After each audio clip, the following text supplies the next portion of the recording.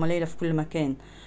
بحبكم في الله. النهارده بقى ايه، بما اني انا من اسكندريه بقى وانتوا عارفين، فعملت لكم اكله اسكندراني كده، الاسماك بقى والجمبري والكابوريا. وبص السمك ده البولتي جميل جميل تحفه، انا بنقول عليه بولتي تحفه يا جماعه. بصوا الجمبري، هنا الكابوريا برضو عامله كابوريا جميله بطريقه جميله وسهله، واي واحده داخله المطبخ جديد هتعمل بالطريقه دي، لان دي اسهل طريقه للعمايل. يعني ما فيهاش ايه ولا دبكه ولا اي حاجه، طريقة سهلة خالص وتحفة، والريحة بقى والطعم ما اقولكمش عليها. هتشوفوا الخطوات معايا وتابعي الخطوات معايا، هتطلعي اكل احلى اكلة اسماك. هنا بقى الجمبري زي ما انتوا شايفين. طبعا انت بتجيبي على قد افراد الاسرة بقى، عايزة تجيبي نص كيلو من كل حاجة، عايزة تجيبي كيلو تزودي. طبعا دي بترجع لك على حسب افراد الاسرة بتجيبي. انا جايبه من كل حاجه كده نص كيلو الجمبري، نص كيلو كابوريا، جايبه كيلو من السمك، 3 سمكات كده كبار. طبعا انت على حسب قلتلك، على حسب افراد الاسره هتجيبي. وهنا الرز الاحمر بقى بتاعنا اللي هو البصل دوت، رز بالبصل كده صياديه، بيبقى لونه كده حلو وجميل زي ما انتوا شايفينه، تحفة كده بيعبر عن نفسه. شايفين بقى اكلتنا النهاردة بتعبر عن نفسها وجميلة. وتعملي سلطة بقى، ولو عايزة تزودي بطاطس، سلطة طحينة، طبعا انت شكلي بقى ونوعي على حسب ما انت عايزة، على حسب ما انت بتحبوا الحاجة بتعمليها. الطريقة دي جامدة قوي يا جماعة، ودي طريقة جدتي ووالدتي الله يرحمها، وطريقة جميلة وماشية عليها. هنا بقى اول حاجة كده نقوله بسم الله. معايا هنا بقى ايه نص كيلو من الكابوريا زي ما انتم شايفين كده. الكابوريا طبعا ايه تنقيها الكابوريا تقيله كده وحلوه، عشان تبقى ايه فيها لحم من جوه. كده كده فضيتها اهو، هفضي كل حاجه كده في البوله بتاعتنا. وهنا الجمبري، نص جمبري كده كبير، طبعا الجمبري ده جميل يا جماعه وتحفه زي ما انتم شايفينه كده. انا النهارده قلت بقى ايه نفسي هفتني بقى على اكله السمك دي، جبتها. وهنا جبت بقى ال3 سمكات كبار زي ما انتم شايفين كده كيلو.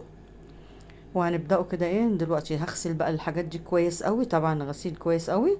انا الراجل كان منضفهولي بس انا هغسله غسيل حلو. وهنا بقى الجمبري بقى تطلعي منه ايه الفتلة اللي في الجنب ديت، عشان ايه ما تبقاش بتبقى فيها رملة. هنا بقى غسلت كل حاجة غسلة حلوة قوي قوي قوي، وعصرت ليمون عليها ما بقاش فيه زفارة ولا اي حاجة. والسمك غسلته غسلة جميلة لغاية ما بقى زي الفل، هو كده كده كان نضيف بس غسلته تاني. وحطيت عليه ملح بقى، رشيت عليه الملح بتاعه ورشيت عليه الليمون. وهنحشي بقى الحشوة بتاعتنا الجميلة. هنا بقى هنعمل حشوة واحدة لكل الحاجة اللي هنعملها.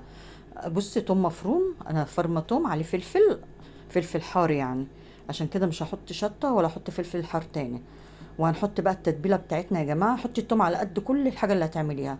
هنا حطيت 3 معالق توم كبار، وحطيت هنا معلقة كمون كبيرة، ومعلقة بهار سمك، هتجيبي من العطار بهار للسمك.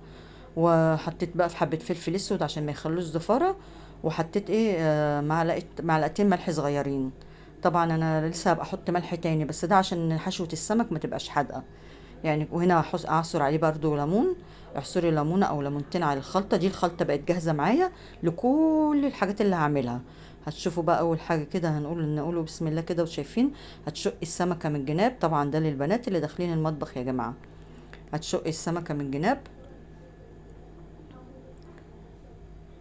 بطريقة جميلة وحلوة. هتحشي الجناب، طبعا لازم تحشي الجناب عشان تشرب اللحم يشرب الخلطة بتاعتنا دي. وهتحشيه من جوه حلو قوي ومن بره. المهم ايه تتبليه تتبيله حلوه كده بالخلطه الجميله التحفه دي الجباره دي. ريحتها جميله، كل الخلطه اللي انا قلت لكم عليها دي تحفه يا جماعه. عطتني الحاجات اللي عملتها ديت طعم وريحه وحاجه جميله. طبعا انا عملت لكم الخلطه دي والطريقه دي الاسكندراني زي ما انا بقول لكم. هنا بقى خلاص حشيت السمك زي ما انتم شايفين. هنسيبه بقى، عصرت عليه ليمون كمان، وزي ما قلت لكم تبلاه بالملح وكله كده حاجه جميل وجاهز معانا لغايه كده. تمام تمام يا ماما ليلى. كده خلاص السمك. اول حاجه بقى نقوله بسم الله بقى، حطينا النار على النار كده الحله بتاعتنا، وحطيت الجمبري فيها كده. وطبعا الجمبري ما بيتقلبش بمعلقه يا جماعه عشان ما يتفرفتش معاكي ويتشال الراس من الجمبري ويبقى ايه مش حلو. حطيت بقى كده الخلطه بتاعتنا، شفتوا الخلطه واحده ازاي؟ مش هتتعبي بقى في كل حاجه تفضلي تحطي لها توابلها وحاجتها، لا هي خلطه واحده. حطيت بقى هنا معلقتين كده من الخلطه اللي انا عاملاها زي ما انتم شايفين كده. وحطيت معلقه ملح واحده صغيره. وحطيت برضو حبة بهار سمك صغيرة. عفوا. وهنا حاطه بقى ايه، مخرطه البصل كله، بصلتين كبار عشان اعمل منهم. حطيت بقى كده معانا حوالي بصلايه متخرطه. كل الكلام الجميل ده على بعضه. بصي شايفه تعملي ازاي؟ طبعا زي ما قلت لكم كده عشان ما يتقلبوش ويتهرى منك. هو الجمبري عايز كده تنطري تنطري كده وتقلب. هنا بقى معايا كوبايه عصير طماطم طبعا عشان نعمل ايه الشوربه. هنا معايا بقى ايه، كان معايا حبه كريمه، كان عندي حبه كريمه كده، يعتبر نص كوبايه كريمه. حطيت عليها بس نقطه ميه صغيره عشان ادوبها شويه وحطيتها. الكريمه دي بقى اعطتني بقى ايه، شوربه تحفه، شوربه جمبري تحفه يا جماعه، وطعمها جميل جميل جميل. هنا حطيت بقى على جنب يستوى بقى الجمبري. هنا بقى الكابوريا برضو حطيت الحله زي ما انتم شايفين وحطيت فيها الكابوريا. طبعا غسيل حلو نقعها بالليمون، كل حاجه نقعها في الليمون يا جماعه. وهنا بقى بقيه البصل اهو حطيته. دي بصلايه برضو حطيتها عليه، وهحط لها نفس التوابل، شايفين نفس التوابل حطيتها. هي الخلطه اللي عملتها بتاعت التوم وعليها كل حاجتها. وحطيت برضو حبه بهار مشكل، وحطيت حبه كمون تاني عشان ايه تبقى ريحه بقى. ما اقولكمش على الريحه قلبت البيت يا جماعه، تحفه تحفه. وحطيت حبه فلفل اسمر برضو صغننين عشان ما يطلعش بقى ايه زفاره ولا حاجه. وبرضو بتقلبيها شايفه ازاي، عشان الحاجات دي متنفعش تقلب بمعلقه ولا مغرفه ولا كلام من ده.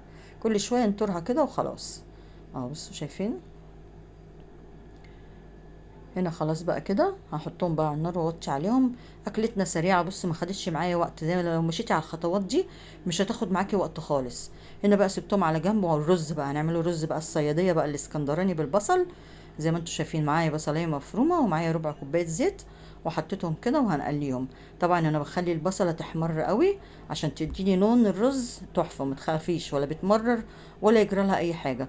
هنا احمرت معايا البصله شايفين. وحطيت بقى هعمل نص كيلو رز، حطيت كوبايتين ونص ميه اهو. كوبايتين ونص ميه هتغلي الميه بقى زي ما انتم شايفين. هنحط بقى ايه معلقتين ملح صغيرين او معلقه ونص معلقه ونص صغيره عشان ما يبقاش حادق. هنا بقى الرز كنت غسلاه غسله حلوه قوي، وحطيت اهو نص كيلو رز. ده رز بلدي، رز بلدي العادي بتاعنا ده. هنقلب الكلام الجميل ده كله كده وهنوطي عليه بقى على النار ونسيبه ايه يشرب ويستوى. هنا طبعا هنا كنت بقى هعمل ايه السمك. الاكله دي ما خدتش معايا حاجه طالما محضره كل حاجتها كده، والخلطه عاملاها والبصل مخرطاه وكل حاجه غسلاها، في ثواني هتعملي الاكله دي.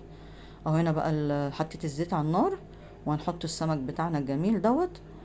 هنحط بقى سمكتين هنا يا جماعه في الطاسه عشان ياخدوا راحتهم وعشان تعرفي تقلبيه براحتك، عشان لو حطيت 3 سمكات مع بعض مش هتعرفي تقلبيهم حلو. اهو زي ما انت شايفه كده.